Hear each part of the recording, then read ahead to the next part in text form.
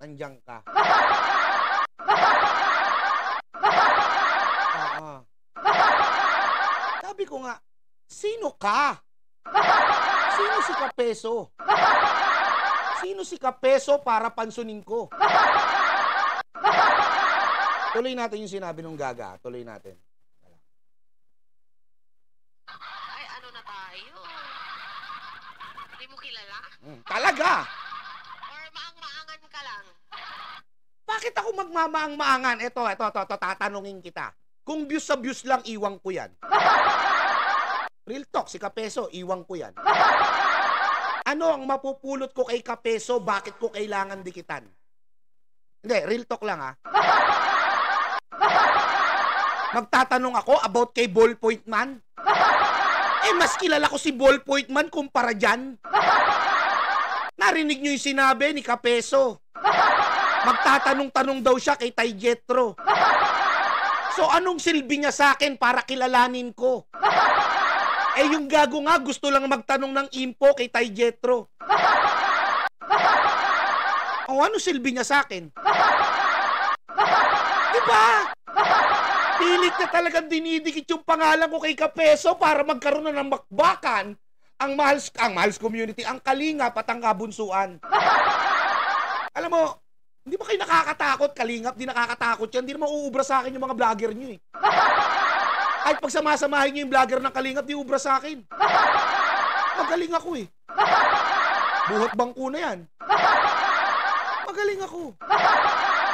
Eh yung pinagmamayabang na vlogger ni Kalingap na si Ballpoint Man, pinataob ko lang.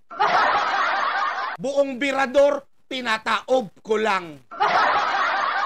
Yung mga dating alagad ni Merly, na naki Ballpoint at naki Kalingap na, pinataob ko lang. So anong bago pag binangga ko sila uli? Patataobing ko lang.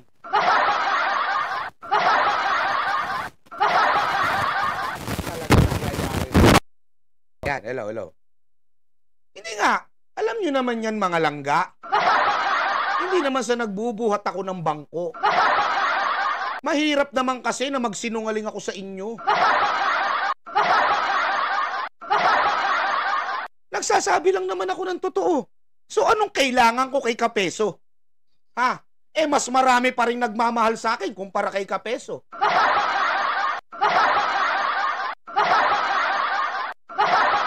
Ay hindi, napasalamatan ko tita, nakita ko tita Nora, yung 1K mo. Nagpasalamat ako, love you nga eh. Patuloy natin. Diba? Sino ba ang bumanganat sa kay Kalingap? Diba? Yung dalawa ninyong tao? Oh, si Ken, tsaka si Poknot. Oh, bakit sa akin mo dinidikit? Ba't di sa kanila?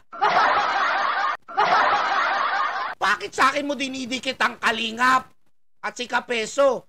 Eh, hindi naman ako ang pumunta sa Kalingap. Si Tol Ken at si Tol Poknot, tanga. Bakit? Kasi ako yung #1. Kaya ako yung dinidikit mo sa Kalingap para talagang pag-usapan. Well, wala tayong magagawa ron. Sikat kasi tayo. May pangalan, may million views. Diba? Sabi niya, sino raw ba yung dalawang bumanat? O, si Tol Ken, tsaka si Tol Poknot. Sinundan si Ballpoint Man doon. Binanatan si Ballpoint Man doon. O, bakit sa akin mo dinidikit? Bakit hindi rin sa dalawa? Tama naman ako, di ba? Kanino raw ba? Defender yung pumunta doon. Ako ba may-ari ng community to? Oh, defender ni Bunso. Oh. Ay, Tita Minda Valdez, thank you. Yung kahapon, hindi ho pumasok eh. Wala talaga. Inabangan ko po. In-update sa akin ni Nanay Joros. Sa inyo to? Ma'am Minda Valdez? Pwede ko bang banggitin yung kung magkano yung yung pinadala nyo? Kasi baka mamaya hindi ayaw magpabanggit ni Ma'am Minda. Pwede ko pa bang banggitin, Ma'am Minda Valdez, kung magkano to? Ha? Kasi baka mamaya ayaw ipaalam ni Ma'am Minda Valdez eh. Awag na daw. Basta maraming salamat, Tita Minda Valdez. Thank you so much. I love you. Nagulat ako dun ha. Salamat po. Sabi ko sa'yo, IMX, di ko kailangan si Kapeso. Mahal na mahal nila ako rito eh. Alam, may crush. Pinagnanasaan ako ng putang inang yan. Ay, Ma'am Yolanda, thank you po sa inyong 15 Australian dollar. Maraming salamat. Love you, love you. Thank you, thank you. Thank you, Ma'am Yolanda. Thank you, love you, love you. Common sense na lang. Ha? Common sense na lang. Oo, galante nga eh. Nagulat ako, na-shock ako. Common sense na lang. Mismong sa bibig niya galing. Sino ba yung dalawang tao? Kanino bang depender yung pumunta sa Kalinga para tirahin si Ballpoint Man?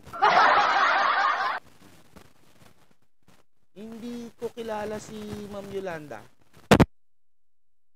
Hindi ko kilala, Chami. Di ba sabi niya, si Poknot tsaka si Tolkien. O bakit sa akin mo dinidikit yung si Kapeso?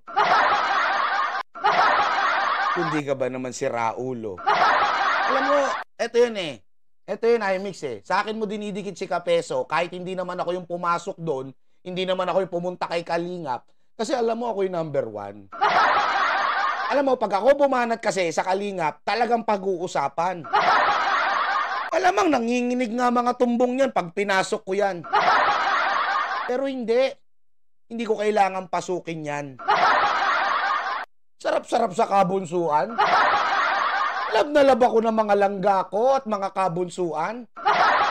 Ang mga supporter ni Bunso, tas lilipat ako sa putang inang community yan. Ay, the fuck! Kontento na ako rito. Mahal na mahal ako ng mga langga ko. Oo. Eh, sino nagmamahal sa'yo? Yung kakapiranggot na supporter nyo? Unggoy! Wag ako, iba na lang. Play natin. Play natin. Baka may topic lang daw. So, ang sabi ni ano dito, para idinidikit sa kabunsuan si Kapeso para may matapik. Tangina mo, ikaw nga nagdikit sa pangalan ko kay Kapeso para may maitapik. Hindi ko nga kilala si Kapeso eh. Tangina to, binabaliktad ako. Hindi ko nga nakontent yung gagang yan eh. Gagong yan eh. Hindi ko nga kinontent ko lang nun dahil sa'yo. Sige, balikan mo. Kung hindi pa kita niribatan, hindi ko ba makikita o yung mukha niyan? Ako pa binabaliktad. Idinikit ko daw yung pangalan niya. Ay, yung pangalan ni Kapeso sa kabunsuan para may maitapik. Sumakit ang ulo ko sa'yo. Never kong tinapik yan nung hindi mo pa dinikit yung pangalan ko. Kaya ako natapik ngayon kasi nga dinikit mo yung pangalan ko. Putang ina mo, naka-live yan, may date yung live mo. Tapos sasabihin mo ako yung sinungaling. Ang sarap mong kutusan. Gago, di ba? Gago. So paano tayo maniniwala sa kagaguhan niya? Kung yung mismong live niya o date ng live niya at date ng live ko ang magpapatunay. Ay, Ate Lula Tisha TV, Tita SJK TV, mega love shoutout, miss you ha. Real talk. Tignan nyo kung kailan niya tinapik si Kapeso, idinikit sa pangalan ko. Tignan nyo kung kailan ko niribatan. Diba? Kung di ba naman sinungaling talaga yung gagang yan, makapagpapansin lang. Tuloy natin. Hindi po namin dinidikit ang kabunsuan kay Kapeso. Kayo ang sumugod sa live ni Kapeso, grupo niyo. Tarantado. Eto, liliwanagin ko. Idinikit mo yung pangalan ko kay Kapeso. Natural, magpuntahan yung mga langga ko sa live ni Kapeso, tanga. Bago sila pumunta sa live ni Kapeso, idinikit mo muna yung pangalan ko, boba. AC ba naman yung banggitin mo eh? Ay, Joros, may galab shoutout ah. AC ba naman yung banggitin mo eh? Pogi na, magaling pa. Natural, magagalit yung mga langga ko. Natural, magugulat sila. Ba't niaaway niyo yung langga namin? Wala kasing sumusugod para sa'yo. Nakarampot lang kasi yung supporter mo, ugod-ugod pa. Lahat ng supporter mo, mas senior citizen pa sa mas senior talaga. CDO Ulam Burger. Paborito mong ultimate burger steak, mas madami at Sinungaling. Tuloy natin. Nakakalimutan mo ata kung ano ang ginawa ni Tita Pusit mo doon. Oh! Ang sabi nga ni Tita Pusit mo, pera niya, wala daw akong pakialam kung saan niya ihagis. Wala nga po akong pakialam. Oh! Pero, di ba, kayo ang nagbigay ng info kay Kapeso. Miss Ay, may LBM masiipot dyan sa pic niya. Shawi, Mami Elsa Alulot, Tuloy mo, puro ano. sa'yo. Di ba? Oh. Tapos sasabihin mo, dinikit sa kabunsuan si Kapeso. Kami raw nagbigay ng info kay Kapeso, nagtatanong nga raw kay Tay Jetro, narinig mo naman sa live niya, gago. Si Kapeso ang gustong makaalam ng info dyan sa ballpoint man nyo, sa pangit na ballpoint man nyo. Yun yung totoo. Si Raulon to.